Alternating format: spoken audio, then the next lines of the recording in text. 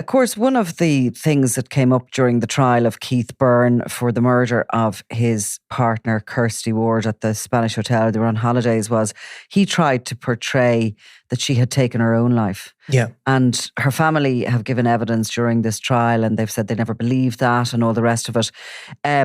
It comes up as a kind of an ongoing theme in a lot of cases where a killer will not only take somebody's life, but will then try and almost shift the blame onto them and leave the family with so many questions and such a sort of a lack of belief of what can happen. I mean, when people take their own life, it's horrific anyway for families and there's so much left behind. But in this case, he killed her, he murdered her, and then he tried to make everybody believe. Totally. I mean, he launched a full-on attack on her character, and that's not beyond even the issue of claiming she had taken her own life.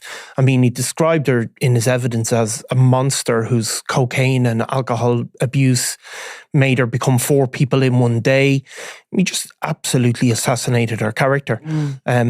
Now, this was all put in order to, as you said, to explain away her death, which was obviously as a result of strangulation. So we tried to portray her as some sort of, person very unstable and all of that, when all the evidence points to her, just not being like that. She was a young mother who had been in a relationship with this guy for a number of months. He'd obviously made a good impression initially, and it had rapidly deteriorated. I mean, unlike Kirsty, who's, we've constantly had people come forward and speak so highly of her. There was plenty of people came forward to us to speak very negatively about Byrne, and there was ex-girlfriends had been in touch with media outlets describing how he'd also put them in fear. Right. A dangerous person. He'd been in the army in the UK, but had gone absent without leave. And he'd also come to attention previously for a very minor case involving Caelan Smith, very minor conviction. So quite a sinister person in the background. And unfortunately, she was beginning to kind of obviously see that there was a problem in this relationship, because I think her mum, Kirsty's mum, Jackie, said that they were on this make or break holiday. They were 8 months in, and she was sort of, I suppose that's a case of giving it one last chance. People always are in these relationships hoping they'll change somebody. Somebody will change, a penny will drop, all of a sudden they'll become the boyfriend or the partner they want them to be. Yeah, I mean, I think that's a sort of time frame, like 6 months, where people, around that, people kind of see the true person they're with, the sort of romantic bit of it. The romantic vision of somebody initially drops off. So, I mean, I think you saw a lot about his character in the evidence that he gave.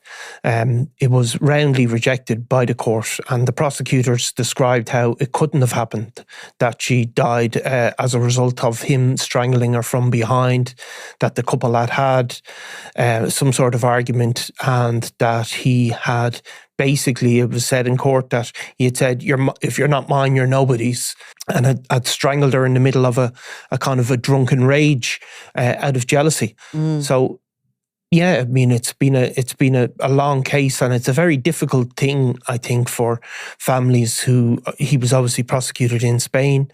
He has been sentenced this week now, but the family had to keep going over, engage with proceedings that are in a foreign language, a totally foreign system, as we've spoken about as well before, about how the Spanish system works, very difficult. And he got 15 years and 2 have already been served from his time in custody. Yeah. So again, that's, yeah, it feels like it's not enough for a life. I mean, Kirsty Ward, this relationship she was in, I feel so much empathy for her mother, Jackie, really, in this case, because she also described how she never really liked Byrne, Yeah. She didn't like the guy. She didn't take to him, She didn't trust him. She had a gut feeling about him. Yeah. Like, you would feel terrible guilt going forward then that you didn't. Can you imagine all the what ifs? Yeah. What if I didn't convince her not to go on that holiday? What if what if I do? You go through the rest of your life.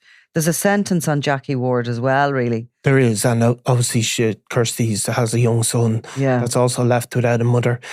He's been given a 15-year sentence. As you said, he served 2 years on remand, or the Spanish equivalent.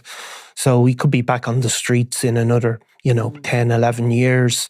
The Spanish system is different. He's been convicted of murder, but a life sentence is not equivalent over there. They can give a minimum tariff where certainly the public prosecutors are looking for a 20-year sentence. Jackie's family, who also brought a private prosecution, were looking for a 30-year sentence, but the judge decided to give a 15-year sentence on the basis that his consumption of alcohol and drugs diminished his cognitive faculties, and that was described as a mitigating factor, which is slightly, I don't know. I mean, he's responsible for putting the drink and drugs into his system. So I suppose it's hard then to see how that can mitigate things. But I suppose it seems to be the opinion of the court that without... He wasn't in his right frame of mind. He wasn't in his right frame of mind. Now, in Ireland, I don't think that would really mitigate something like that so easily. But however, that's the sentence he has been given. You don't think?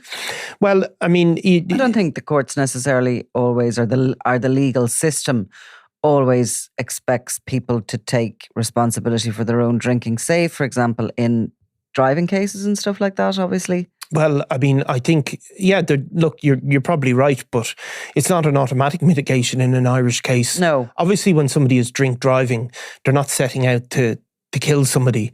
If you strangle somebody from behind, you are setting out to kill somebody. Now, drink and drugs, there's many people put it forward as a defence, and certainly in terms of a manslaughter verdict, it can be put forward, but it's not always accepted. Just like even somebody suffering from a degree of mental illness, you can still be convicted of murder, and we've seen many, many cases of people who have been diagnosed with conditions. It's how something ends up resulting in death, I suppose. I think the relationship between them was described as very toxic, very intense and very emotional. And the court was told that she had decided to end that relationship during the week they stayed in the hotel in Salou, but that Byrne wouldn't accept the decision. No. And his mindset at the moment was, as you say, if you're not mine, nobody's going to have you. That sort of age-old... Yeah, I mean, he had he was a very cocky sort of about his background. I didn't know that thing about the Caelan Smith. What was that? Well, that was a very old charge where he appeared in front of the district court. I think it was for something very small, like some sort of district charge, and the name obviously rang out because it's Caelan Smith who would ultimately be convicted in relation. They were together. They were co-accused. It was a fuel smuggling thing up in Duleek. Right. Byrne was originally from Dublin, but I'd lived up around the Duleek area. Then he had been in the British Army, as I said, but had gone absent without leave at some point. And so he was mixing in those sort of circles.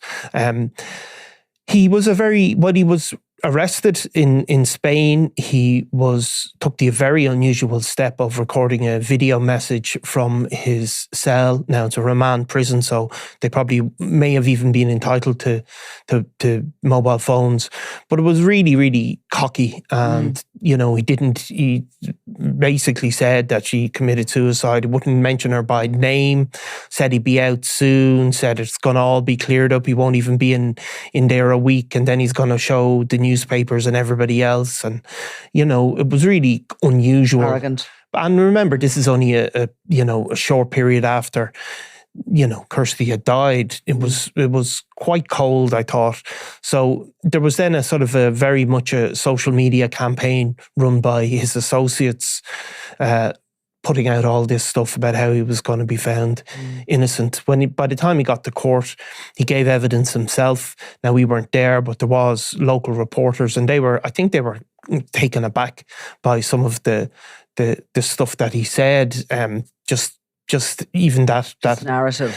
Just this attitude, and this, he also described himself in very glowing terms. I mean, just unusual. Yeah, I have to say. Yeah, quite kind of narcissistic, I suppose. Well, he's going to get used to Spanish jail because he's going to be there a long time.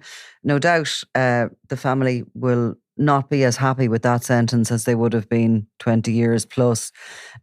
However, the verdict of the court is still that she was murdered, and that what he had said about her was not justified, and that must be some comfort to the family as well, because that narrative has been put to bed, tested in court and put to bed. For sure. Thanks, Niall. Thanks, Nicola. I'm Nicola Tallant, and you're watching Crime World, a podcast about criminals, drugs and the underworld in Ireland and across the globe. Make sure you subscribe to our channel and turn on notifications so you can be the first to watch all our latest episodes. You can also listen wherever you get your podcasts.